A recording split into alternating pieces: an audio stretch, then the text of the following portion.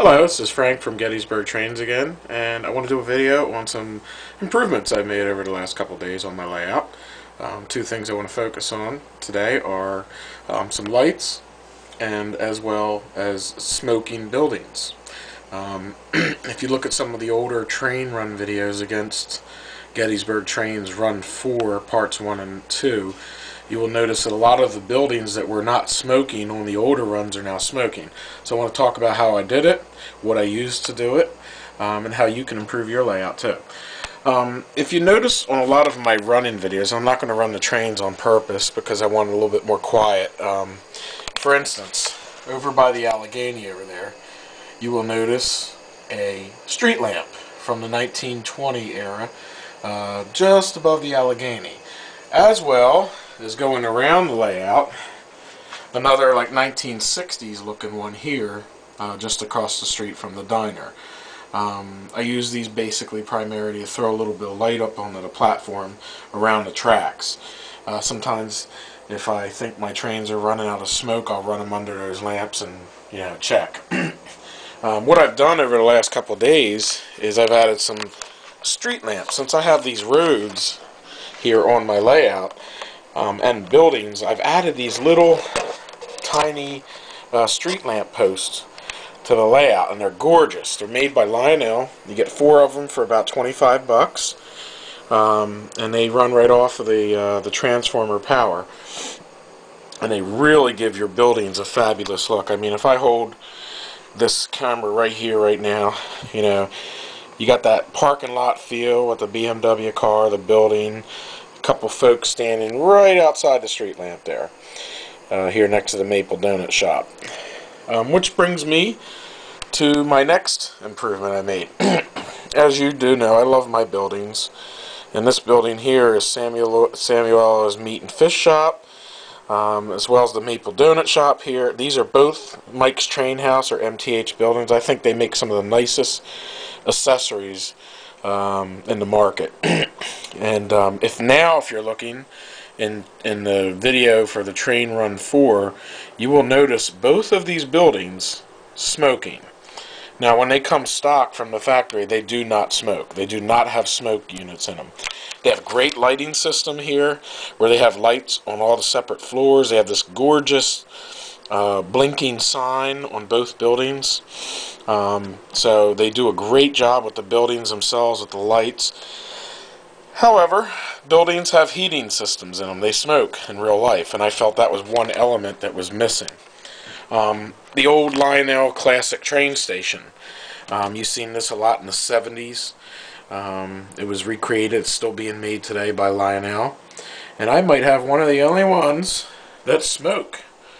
So again, that was a improvement I made. And then some of my Lionel buildings over here,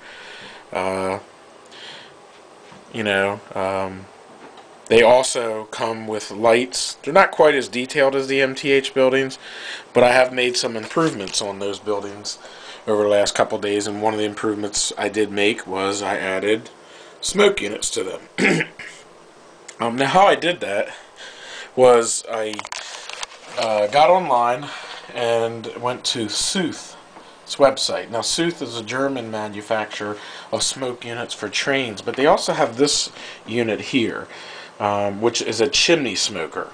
It's about 1 inch long. It has 2 wires, a negative and a positive, and they work great. They're really made for model like HO buildings for trains, but they fit absolutely perfectly in these buildings. In fact, if you zoom down here on the Lionel train station, you will see how they fit. They fit right perfectly in that chimney. I was actually able in the Mike's Train House to draw out some of the tops of the buildings here and install these Sooth smokers here right into the tops of the buildings, as well as some of my Lionel buildings.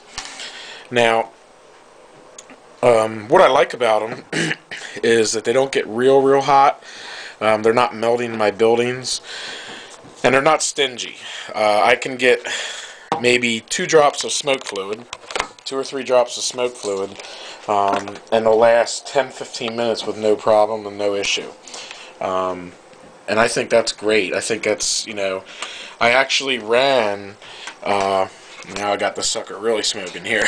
I actually ran hot and negative wires, drilled holes through the bottoms of the buildings into the platform, and ran them in series along with these two buildings as well as the Lionel over here. So every building is connected hot and negative, and then I actually have them running back to my power supply beyond my trains over there, and I have a separate Lionel 80-watt transformer, but instead of hooking up to the accessory part on the back, I actually got it hooked up to the powered transformer, which you would run trains on, and then I have it powered up almost full power. So I'm really cranking out the voltage there. And again, because I'm running all the smoke units on one circuit, it doesn't seem to, and I've tested it over and over again, it doesn't seem to do any type of damage to the buildings. It doesn't melt the chimneys. And as you see, I just put 1 or 2 drops of the smoke fluid in there. Of course, JT's Mega Steam, and I'm actually using hot chocolate here. But I put this 1 or 2 drops in each one of these buildings, and man, does it do a great job. So again, some improvements. I'm actually going to end up putting some smoke in the houses over here. So on future train runs, you're going to notice a little bit more smoke in here. You're going to see all the houses smoking. I probably will eventually get the old Plasticville church back there with some kind of wood stove look to it. So that when you do see the trains running from Gettysburg trains run 4 and beyond, you will start noticing the little details like the smoking buildings, and we're going to put some more street lamps and some more figures in here.